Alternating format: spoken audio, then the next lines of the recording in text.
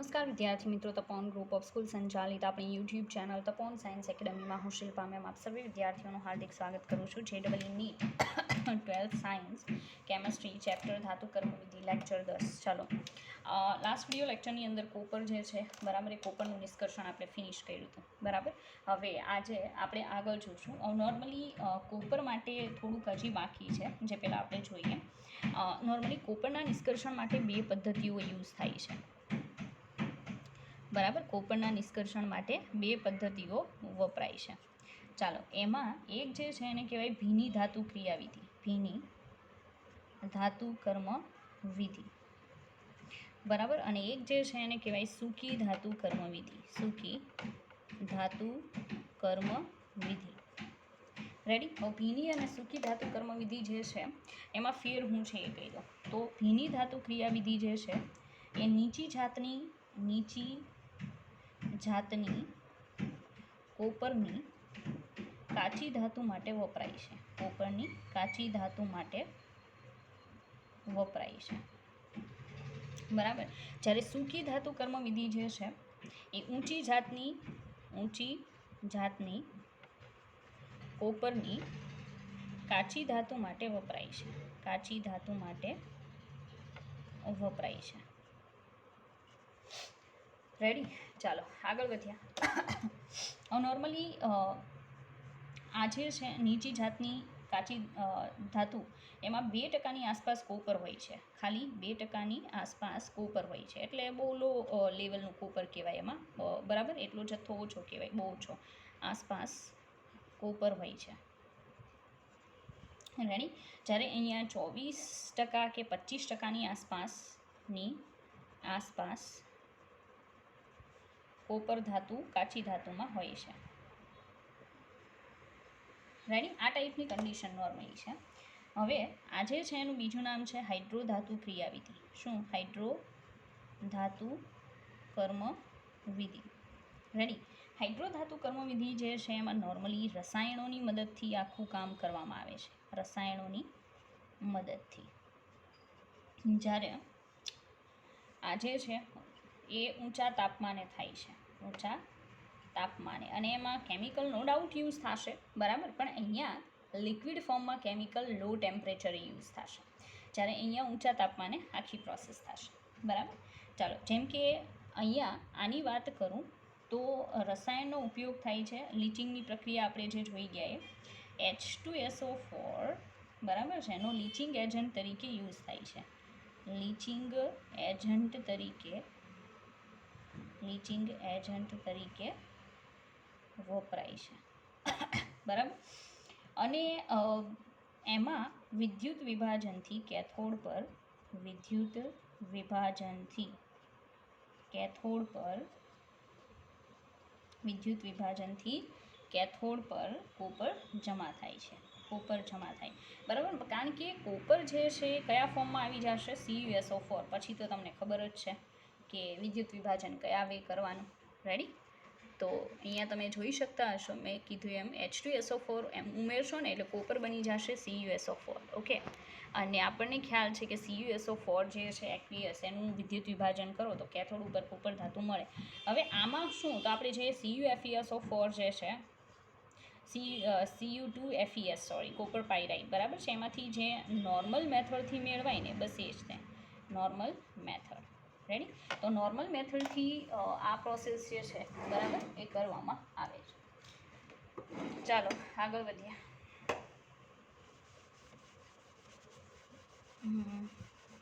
તો આ કોપર જે હતું એનું આપણે જોઈ ગયા. રેડી? ફટાફટ બીજી ધાતુ લઈ લઈએ. ચાલો, હવે બીજી જે મેટલ છે બરાબર, એ મેટલની અંદર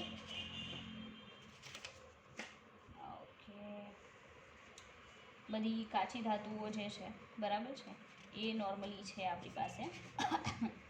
તો અત્યારે હું બધાની કાચી ધાતુ પહેલાં તમને કહી દઉં બરાબર, અને પછી આપણે અલગ અલગ બીજી મેથડ જોઈશું. રેડી? ચાલો, તો કાચી ધાતુની એટલે કે ખનિજોની અંદર, કાચી ધાતુ તો ના કહેવાય પણ ખનિજો કહી શકાય, ડિફરન્ટ મેટલ જે છે બરાબર, એ મેટલની ખનિજો. એમાં એલ્યુમિનિયમની જે ખનિજ છે બરાબર, એ ખનિજમાં AlOX બરાબર, OH અહીંયા આવશે 3 - 2x. રેડી, જ્યાં x less than sorry 0 less than x less than 1. બરાબર. ચાલો પછી કેઓલી નાઇટ ચિનાઈ માટી, કેઓલી નાઇટ ચિનાઈ માટી, કેઓલી નાઇટ બરાબર ચિનાઈ માટી. ચાલો ચિનાઈ માટીની ફોર્મ્યુલા છે Al2S OH 4 ટાઈમ્સ Si2O5. બરાબર, આ જે છે એ આવશે. પછી માઇકા, માઇકા જે છે એનું બીજું નામ છે અબ્રક. રેડી, અબ્રક જે છે એમાં આવશે KAl2Si3AlO10OH ટ્વાઇસ. રેડી, તો આ જે છે એ માઇકા એટલે કે અબ્રકની ફોર્મ્યુલા છે. ઓકે, તો ફોર્મ્યુલા બને તો યાદ રાખવી. ચાલો, કોપર જે છે એ કોપરની ખનિજોમાં એક તો કોપર પાયરાઇટ, એ તો તમને આવડે છે. બીજું આવશે મેલેકાઇટ, નામ યાદ રાખવા, મેલેકાઇટ. રેડી, મેલેકાઇટ એટલે CuCO3 ઇન્ટુ CuOH ટ્વાઇસ, આને મેલેકાઇટ કહેવાય. બરાબર. બીજું ક્યુપ્રાઇટ, કોપર ક્યુપ્રાઇટ. રેડી, ક્યુપ્રાઇટ જે છે એમાં આવશે Cu2O. પછી આવશે copper Glance, copper Glance, copper Glance એટલે આવશે Cu2S. રેડી, ચાલો, તો આ કોપરની ખનિજ છે. ત્યાર પછી એફીની ખનિજ જોઈએ. એફીની ખનિજમાં હિમેટાઇટ, હિમેટાઇટ આઈ થિંક બધાને ખબર, Fe2O3. બરાબર. ત્યાર પછી આવશે મેગ્નેટાઇટ. રેડી, મેગ્નેટાઇટ એટલે Fe3O4, ફેરસોફેરિક ઓક્સાઇડ, જે FeO પ્લસ Fe2O3નું કોમ્બો હોય છે. આયર્ન પાયરાઇટ, આયર્ન પાયરાઇટ બરાબર, જેને ફૂલ્સ ગોલ્ડ કહેવાય, ફૂલ્સ ગોલ્ડ. બરાબર, એ આયર્ન પાયરાઇટ એટલે FeS2. Ready, iron pyrite. બીજું સિડેરાઇટ. ચાલો, સિડેરાઇટ જે છે એ આવશે FeCO3. તો એક્ઝામની અંદર આમાંથી કોઈ પણ ખનિજનું નામ અને ફોર્મ્યુલા તમને પૂછાઈ શકે, તો એ તમને આવડવી જોઈએ. બરાબર છે. ચાલો પછી આગળ જોઈએ, બીજી જેટલી પણ ખનિજ પોસિબલ છે એ બધી આપણે લઈ લઈએ. ઓકે, ચાલો ત્યાર પછી ઝિંક. ઝિંક માટે આવશે ઝિંક બ્લેન્ડ. શું આવશે? Zinc blend. ચાલો, ઝિંક બ્લેન્ડ એટલે ZnS. રેડી, પછી કેલેમાઇન, કેલેમાઇન એટલે આવશે ZnCO3. બરાબર. પછી ઝિંકાઇટ, ઝિંકાઇટ. ચાલો, ઝિંકાઇટ એટલે ZnO. બરાબર. પછી ઓક્સાઇડ ખનિજો. ચાલો, ઓક્સાઇડ ખનિજો જે છે એની વાત કરીએ તો ઓક્સાઇડ ખનિજોમાં FeO ઇન્ટુ Cr2O3, આનું નામ છે ક્રોમાઇટ, આને કહેવામાં આવે છે ક્રોમાઇટ. રેડી, પછી Fe2O3 ઇન્ટુ 3H2O, આ જે છે એનું નામ છે લિમોનાઇટ, લિમોનાઇટ. બરાબર. ચાલો, પછી સલ્ફરયુક્ત ખનિજોમાં HGS, જેને કહેવાય સિન્નાબાર, મર્ક્યુરી સલ્ફાઇડ, સિન્નાબાર. બરાબર. પછી ગેલિના, PbS, ગેલિના. આ તમારા 10મા ધોરણમાં આવી ગઈ હશે એટલે આવડતી હશે. બરાબર. પછી સિલ્વર ગ્લાન્સ ઓર આર્જેન્ટાઇટ, આર્જેન્ટાઇટ ઓર એનું બીજું નામ છે સિલ્વર ગ્લાન્સ. બરાબર, સિલ્વર ગ્લાન્સ. ચાલો, સિલ્વર ગ્લાન્સ જે છે એમાં આવશે Ag2S, સિલ્વર ગ્લાન્સ એટલે Ag2S. ઓકે, પછી પાયરાજીરાઇટ. બરાબર, પાયરાજીરાઇટ, પાયરાજીરાઇટ. ચાલો, પાયરાજીરાઇટ એટલે આવશે CuS into FeS, CuS into FeS ને પાયરાજીરાઇટ કહેવાય. બરાબર, જેટલી પોસિબલ છે એ બધી તમને કહું છું. પછી એક આવશે રૂબી સિલ્વર. બરાબર, રૂબી સિલ્વર જે છે એ Ag2S ઇન્ટુ Sb2S3, આને રૂબી સિલ્વર કહેવાય. બરાબર. પછી horn silver, AgCl, horn silver, horn silver એટલે AgCl, સિલ્વર ક્લોરાઇડ. પછી ફ્લોરસ્પાર, CaF2, આનું નામ છે ફ્લોરસ્પાર.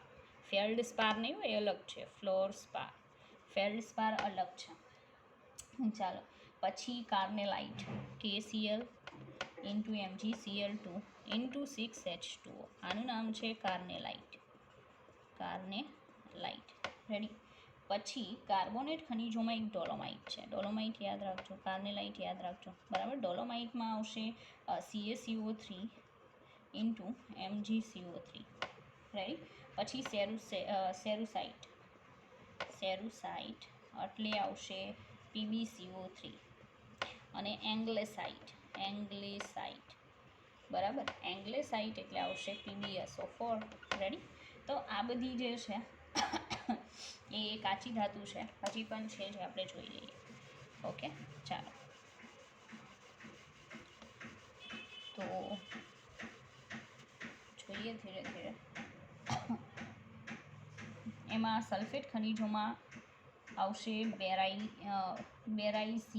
બેરાઇટીઝ, બરાબર. બેરાઇટીઝ, એમાં BaSO4, બેરાઇટીઝ. પછી જીપ્સમ જીરોડી, CaSO4 ઇન્ટુ 2H2O, બરાબર. જીપ્સમ એટલે ચીરોડી, CaSO4 ઇન્ટુ 2H2O. ઇપ્સમ સોલ્ટ, આ તમારે આવ્યું હશે, ઇપ્સમ સોલ્ટ, રેડી. ઇપ્સમ સોલ્ટ જે છે આવશે MgSO4 ઇન્ટુ 7H2O, આને ઇપ્સમ સોલ્ટ કહેવાય, બરાબર. પછી બેરિલ યાદ રાખજો. બેરિલ સિલિકેટ ખનિજ છે, B3Al2Si6O18, યાદ છે ને, આ બેરિલ છે. પછી એસ્બેસ્ટોસ, આ પણ એક સિલિકેટ ખનિજ છે કે CaO into 3MgO into 4SiO2, બરાબર. આને કહેવાય એસ્બેસ્ટોસ. પછી ફેલ્ડસ્પાર, હમણાં તમને કીધું હતું, ફ્લોરસ્પાર અલગ છે અને ફેલ્ડસ્પાર અલગ છે, બરાબર. ફેલ્ડસ્પાર એટલે K2Al2Si6O16, રેડી. આ ફેલ્ડસ્પાર છે. ચાલો, નાઇટ્રેટ ખનિજમાં ચીલી સોલ્ટ પીટર, રેડી. હવે ચીલી સોલ્ટ પીટર જે છે આવશે NaNO3. સોડિયમ નાઇટ્રેટ જે છે એનું નામ છે ચીલી સોલ્ટ પીટર. અને ઇન્ડિયન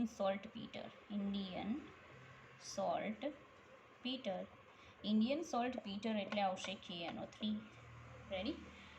તો આ જેટલી પણ તમને કીધી બધી ડિફરન્ટ ટાઈપ્સ ઓફ ખનિજો છે, રેડી. હજી પણ રહી જતી હોય તો તમને કહી દઉં. ચાલો, ફ્લોર એપેટાઇટ અને ક્લોર એપેટાઇટ, બરાબર. આ બે હજી જોવાની છે, તો ફટાફટ એ જોઈ લઈએ.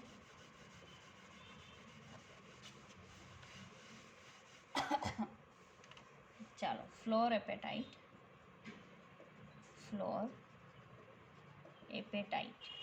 રેડી. ચાલો, ફ્લોર એપેટાઇટ જે છે એ આવશે 3Ca3PO4 ટ્વાઇસ ઇન્ટુ CaF2, બરાબર. આ ફ્લોર એપેટાઇટ. અને ક્લોર એપેટાઇટની વાત કરીએ, બંને સેમ જ છે, થોડોક ફેર આવશે, અહીંયા Cl આવશે, બાકી as it is ક્લોર appetite,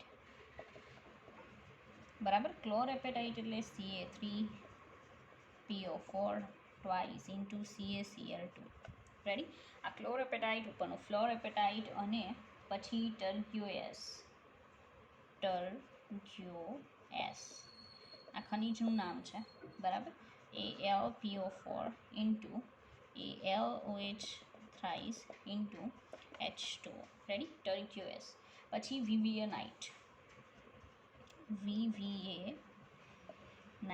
ready.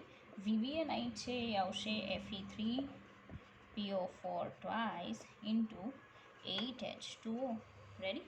તો આટલી ખનિજ છે, વાનથી વધારે નથી. હવે શું કરશું કે આપણે છેલ્લે બે મેટલ વધી છે, એક છે લોખંડ આઈ થિંક, અને બીજું છે ઝિંક. કોપર તો આપણે જોઈ લીધું, બરાબર છે.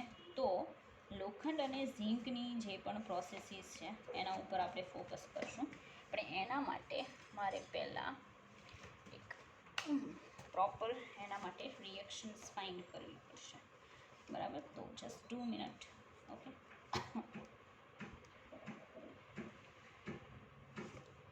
ચાલો. મેટોલોજી,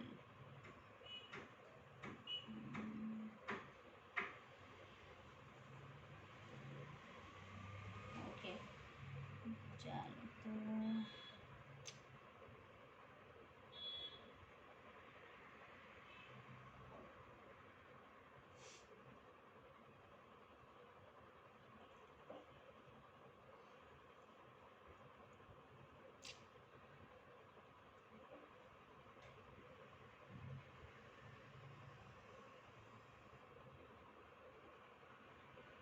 આપણે લોખંડ જોવાનું છે.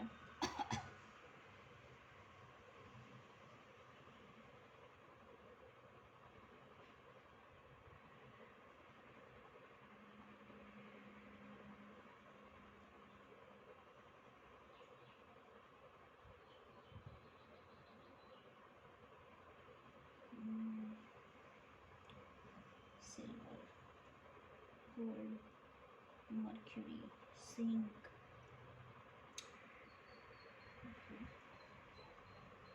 મેગ્નેશિયમ, એક્સ્ટ્રેક્શન એલ્યુમિનિયમ તો આપણે જોઈ ગયા છીએ, બરાબર.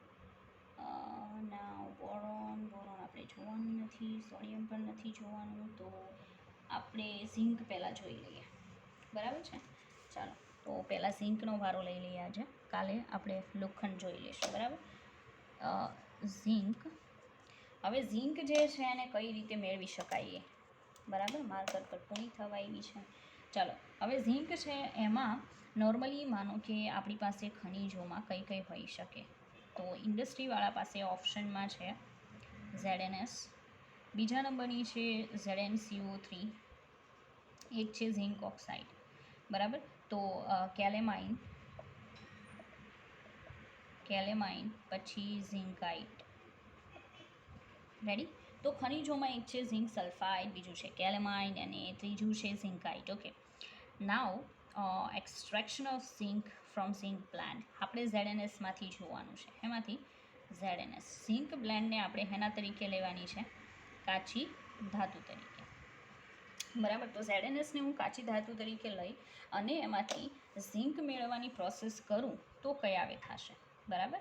ચાલો, એમાં ફર્સ્ટ સ્ટેપ આવે સંકેન્દ્રીકરણ, બરાબર. સંકેન્દ્રીકરણ, તો સંકેન્દ્રીકરણમાં કઈ પ્રોસેસ વપરાય આખી નથી જોવાની, જસ્ટ ફીણ પ્લવન પદ્ધતિ એમ નામ જોશું, ફીણ પ્લવન પદ્ધતિ. શું કામ? કારણ કે યાદ હોય તો મેં ઓલરેડી કરાવી દીધું છે કે તમે ZnS જમીનમાંથી લેશો એટલે હારે કોણ આવશે, PbS, અને એને અલગ કરવા માટે અંદર અવસાદક નાખવાનું, અવસાદક નાખ્યા પછી એનું ફીણ પ્લવન કરાવો તો તમને ZnS મળી જશે. ઓકે, ચાલો, એ થઈ જાય પછી સેકન્ડ પ્રોસેસ શું કરાવવાની, તો સેકન્ડ પ્રોસેસ આવશે સંકેન્દ્રિત કાચી ધાતુમાંથી ઝિંક મેળવવું, કાચી ધાતુમાંથી ઝિંક મેળવવું. તો સંકેન્દ્રીકરણ તો અહીંયા થઈ જશે, પછી એમાંથી નવે શું મેળવવાનું, ઝિંક ધાતુ, બરાબર. હવે એના માટે પહેલી પ્રોસેસ કરાવવાની શું આવશે, ભૂંજન. શું કરાવવું પડે, ભૂંજન.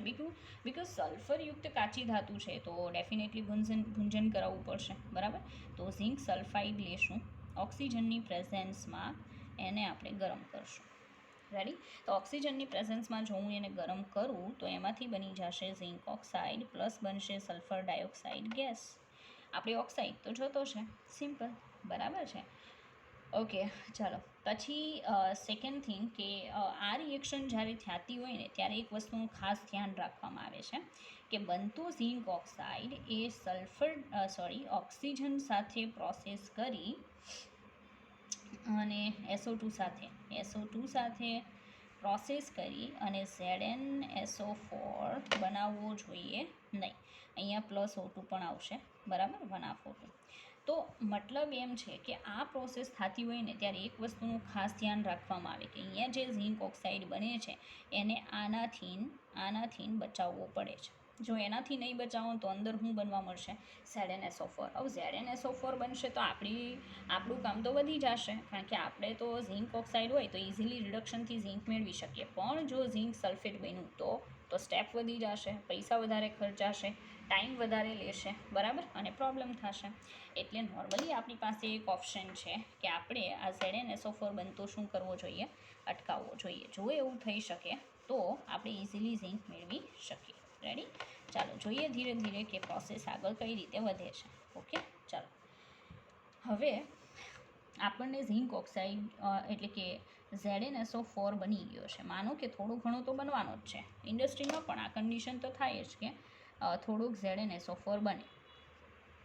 તો ભાઈ કેમ કરીને પ્રોસેસ છે એને અટકાવી શકાય, એવું તો શું કરી શકાય, બરાબર, કે ZnSO4 જે છે કાં તો બન્યો છે અને આપણે ઓલો કરી શકીએ, પાછો ZnSમાં તો ZnSO4 બનતો અટકાવવા માટે ZnS is roasted in limited supply of air, એટલે કે આ બનતો ZnSO4 બનતો અટકાવવા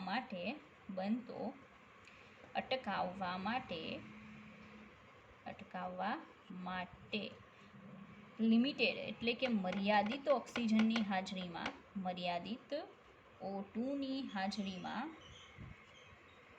મર્યાદિત ઓક્સિજનની હાજરીમાં ZnSનું ભુંજન કરાવવામાં આવે છે. જો એવું કરે તો આપણી રિએક્શનમાં ઓક્સિજન વપરાવાનો હતો એ મળે નહીં. Zinc oxide can be form, જેથી ફક્ત ZnO બને, ફક્ત ઝિંક ઓક્સાઇડ બને. રેડી? ચાલો, બીજા નંબરની પ્રોસેસ કરાવવાની સ્મેલ્ટિંગ. શું કરાવવાનું? સ્મેલ્ટિંગ એટલે શું થાય? કાર્બન સાથે પ્રક્રિયા કરી, બરાબર. હવે એ જોઈએ પહેલાં.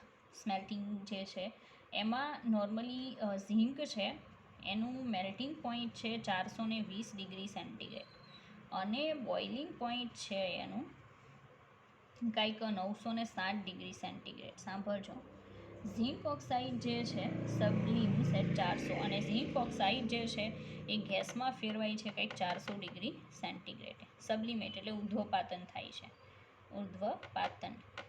તો ઝિંક ઓક્સાઇડનું ઉર્ધ્વપાતન 400 ડિગ્રીએ થાય છે. રેડી? તો સાંભળજો, આગળ શું કરવામાં આવશે, બરાબર એ જોઈએ. ઝિંક ઓક્સાઇડ બને પછી બહુ સિમ્પલ છે પ્રોસેસ, એટલી કોઈ ડિફિકલ્ટ નથી, બરાબર.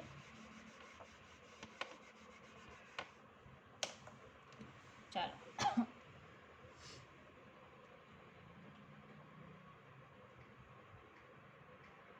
Okay. Zinc is obtained by reduction of zinc oxide only above. Okay, આ ઝિંક ઓક્સાઇડ લેવાનો, એટલે હવે પછીનું સ્ટેપ જે છે એમાં ઝિંક ઓક્સાઇડના રિડક્શનથી આપણને ચાલે. ઝિંક ઓક્સાઇડના રિડક્શનથી ઝિંક ધાતુ મેળવવી. હવે પ્રોસેસ શું કરવામાં આવી જોજો. ઝિંક ઓક્સાઇડ જે છે, બરાબર છે, એનું રિડક્શન કરાવવાનું. કાર્બન વડે પણ તમે કરાવી શકો છો. કાર્બન વડે કરાવશો, બરાબર, તો ઝિંક મળશે અને સાથે કાર્બન મોનોક્સાઇડ ગેસ ઉત્પન્ન થશે ગ્રેટર ધેન 960 ડિગ્રી સેન્ટીગ્રેડ. બરાબર. હવે zinc oxide sublimes above 400 degree centigrade, therefore its reduction above 907 degree centigrade will be more efficient be carried out by carbon monoxide. Okay, carbon monoxide વડે પણ કરાવી શકો. Zinc oxide plus carbon monoxide gas, બરાબર, તો તમને zinc મળી જશે plus carbon dioxide gas ઉત્પન્ન થશે, બરાબર.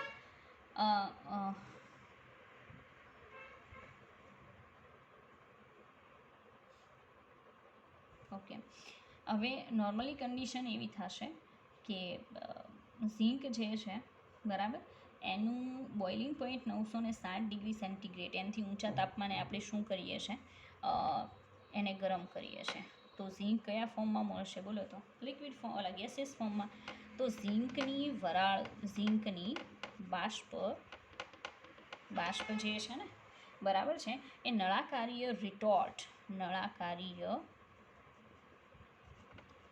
રિટોર્ટમાં એકઠી કરવામાં આવે, રિટોર્ટમાં ભેગી કરવામાં આવે, બરાબર. હવે નળાકારીય રિટોર્ટ જે છે એની અંદર આ ઝિંકની વરાળ ભેગી થાય, બરાબર. હવે એના આ રિટોર્ટના એક છેડે ચિનાઈ માટીની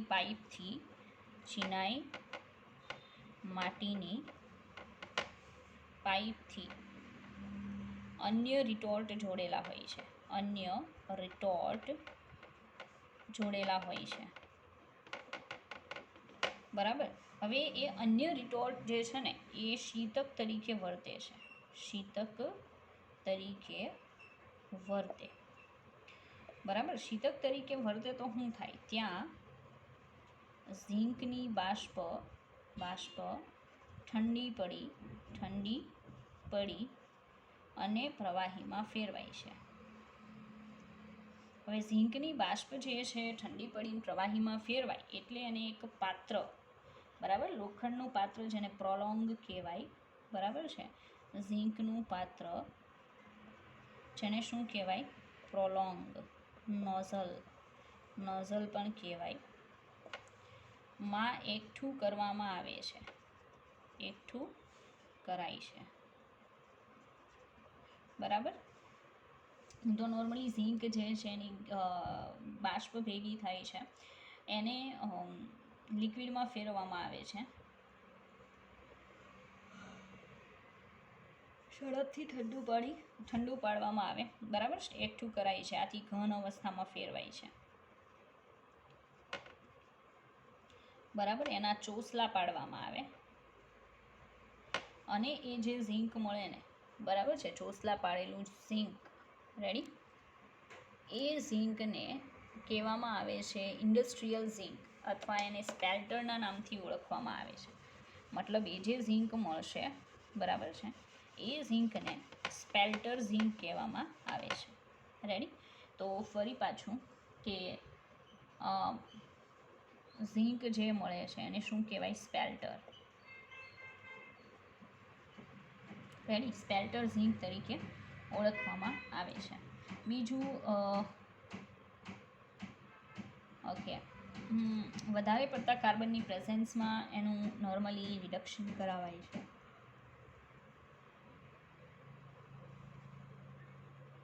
ઓકે, ચાલો, તો મતલબમાં ઝીંક ઓક્સાઇડ ગેસ છે. સાંભળજો, હવે આ પ્રોસેસ જ્યારે થતી હોય ને તો સાંભળજો કે ઊંચા તાપમાને કેટલોક ઝીંક જે ગેસીસ ફોર્મમાં મેળવ્યો છે ને તે O2 સાથે પ્રક્રિયા કરી અને ફરી ઝીંક ઓક્સાઇડમાં ફેરવાય છે. બરાબર છે, જેનું ફરી શું કરાવવું પડે? રિડક્શન, જેનું પુનઃ રિડક્શન કરાવાય છે. કોની હાજરીમાં? તો એક્સેસ ઓફ કોક,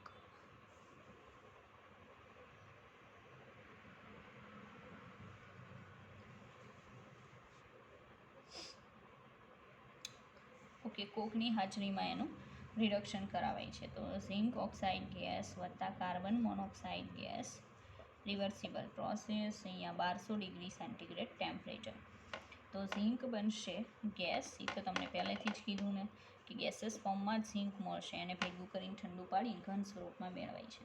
બરાબર છે, મળતા ઝીંકને સ્પેલ્ટર ઝીંક કહેવાય, મેં હમણાં જ કીધું, સ્પેલ્ટર ઝીંક. બરાબર, અને આ જે સ્પેલ્ટર ઝીંક હોય ને, બરાબર છે, એની અંદર કઈ કઈ અશુદ્ધિ હોય? તો કેડમિયમની, સિલ્વરની, લેડની, આયર્નની અને એજીની. એજી તો આપણે કહી દીધું, બરાબર, હા, ઓકે, આટલી અશુદ્ધિ હોય છે.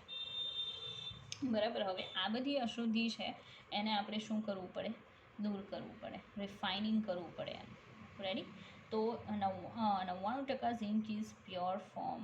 This zinc is obtained by vacuum distillation. Okay, spelter zinc છે એમાં 99% ઝીંક શુદ્ધ હોય છે અને બાકીના 1%ની અશુદ્ધિમાં જેટલી દેખાય એ બધી હોય છે. બરાબર છે, તો વેક્યુમ ડિસ્ટિલેશન એનું કરાવવામાં આવે, બરાબર, એટલે કે શૂન્ય અવકાશમાં એનું શું કરાવવામાં આવે? નિસ્યંદન કરાવવામાં આવે. રેડી, અને પછી અશુદ્ધિઓ ધીરે ધીરે એમાંથી દૂર થાય છે.